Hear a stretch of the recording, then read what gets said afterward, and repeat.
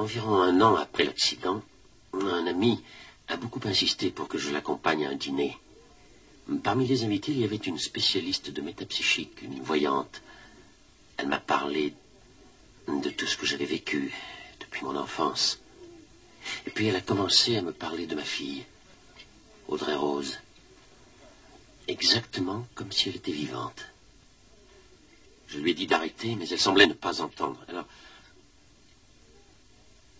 je me souviens que je me suis mis à pleurer.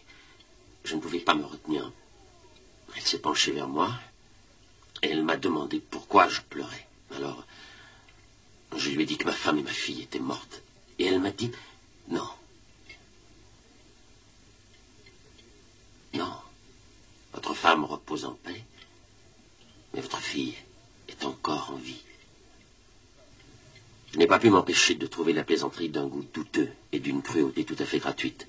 Et quelques mois plus tard, j'ai dû faire un voyage à New York, dans le cadre de mes occupations professionnelles. Un soir, en me promenant dans la ville, au hasard des rues, mon attention fut attirée par un écriteau sur une grille. Eric Lloyd, voyant.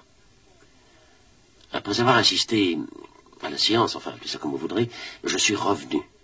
Je suis retourné voir M. Lloyd dans sa loge.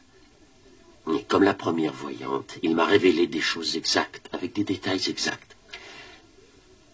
Des choses précises, de ma fille surtout, Audrey Rose.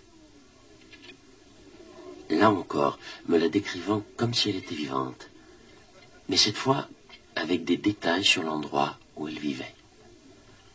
Un appartement situé dans la ville de New York, dans lequel il y avait un très joli plafond décoré de peintures anciennes.